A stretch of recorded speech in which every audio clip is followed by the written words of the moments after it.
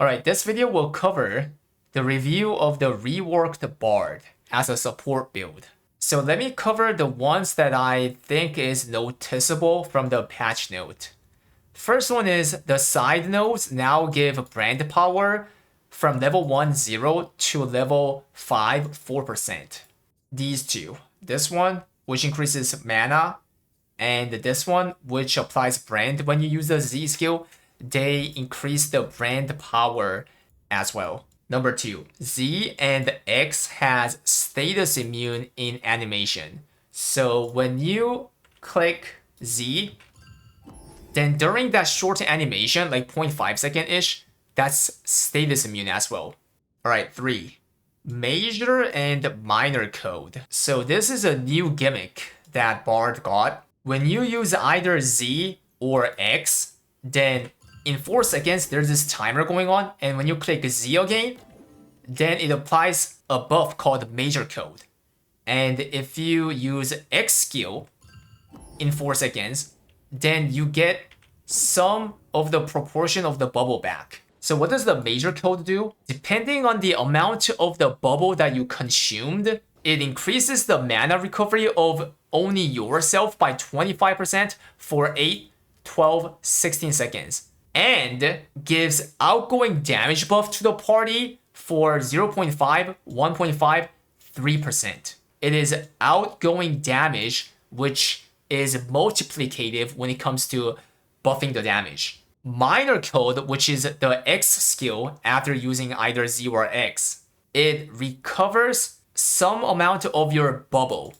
When you use only one bubble, 5%, 2 bubbles, 10%, 3 bubbles, 15%. And also it increases your mana recovery by 25% as well. According to the Bard Invent, of course, most of the time you're gonna stick to major code, but in some unusual cases where the boss is doing a pattern which is not hittable, but you already launched the bubble, then you can click X skill to get some of the bubble back. For example, let's buff Z, and then let's say that I want to buff them more, then Z again, and major code. Let's say I give them buff, but the boss flew away, then just click X to get back some of these bubble. The higher the bubble is, the duration is also higher as written. This major code, you can use it during any other animation. So for example, use Z, and then in 4 seconds, when you're in the animation, you can just proc it like that. Z, and during sound holic, Z, like that. So whenever you use the bubble, then you get 2 stacks of this new buff system per each bubble. So for example, if you use 1 bubble, then 2 stacks, 3 bubble, 6 stack. And the max is 7. When it reaches 7, then the next 7 skills get 10% less cooldown, and you get 50% of mana returned. This works except on T skill and Awakening. If I use 3 bubble, anything like Z or X, then I get 6 stacks. And then if I use another bubble, then that's gonna be +2, so 7 max, right? Like that. Now from here, the next 7 skills gets 10% less cooldown and recovers 50% of mana back. Watch your eye on the cooldown of the Heavenly Tune and also the mana bar. What happens? Did you see that? After the animation ended, the cooldown reduced and the mana got filled up. And all these skills, the stats are keep going down as you see. And all the 7 skills are used. When the stats are all consumed, then you start all over. So what's going on is that Bard is not running max mana increase anymore. Number 5. Guardian Tune, level 14. Guardian Tune, you can level up beyond 10, and by doing that, the damage reduction of the party increases from 30% to 32%. So that's only 2%, but still, better than nothing, right? And same goes to the Heavenly Tune and Sonic Vibrator. If you invest the skill beyond level 10, then it increases the buff efficiency as well. Right now, that green figure, it says base attack power 11.0%, at level 14, 12.0%. Another noticeable changes on the Heavenly Tune and Sonic Vibrator is they moved some proportion of the attack power buff from the tripod to the skill. So this third tripod is the one that benefit the attack power buff to the party, right? They moved some of the proportion from the tripod to the skill itself. What this change does is if you're playing DPS Bard, you can get some of the attack power buff. So the change happens same to the Sonic Vibrator, some of the proportion moved to the skill itself. But unlike Heavenly Tune, it's not gonna matter on the DPS Bard build because you're gonna run this one, the double bounce. The double bounce tripod does not give you this attack power buff anymore. It removes it. And also, the DPS Bard synergy is 12% armor break. So you are gonna get a full benefit from other support. Number 7.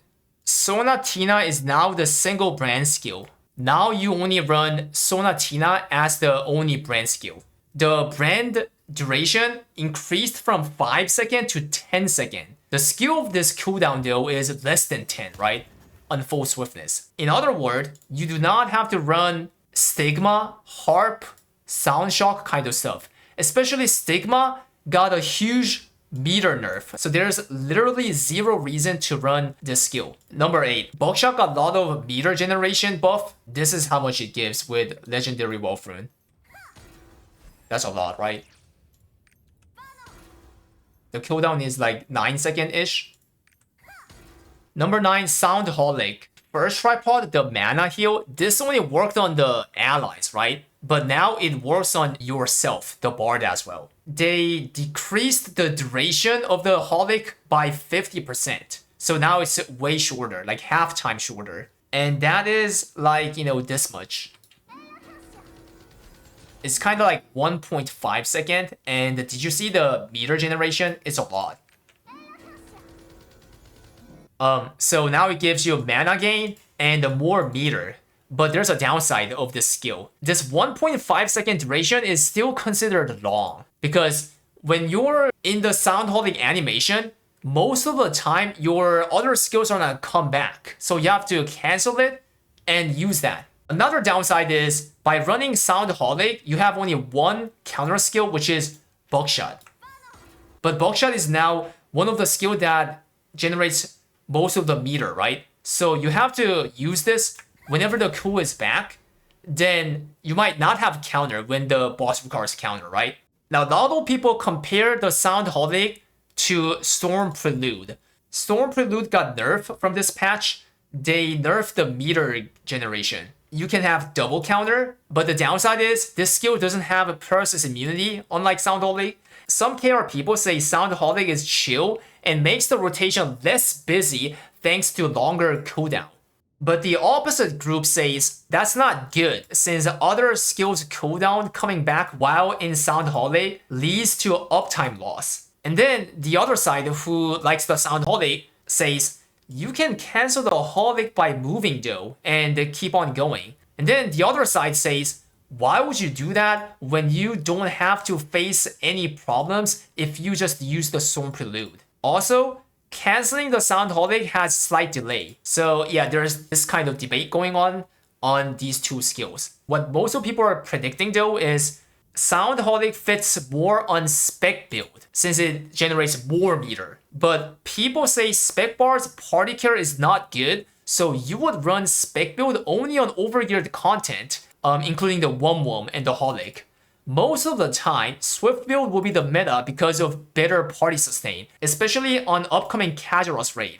Also, people expect Storm will be better than Holic for having another counter. So they highly value the double counter over the single counter is what's going on, even though Sound Holic does generate a lot of meter. Anyways, that's all for this video. Thanks for watching. Hit the sub and like. Stay Giga Chat, spam 07.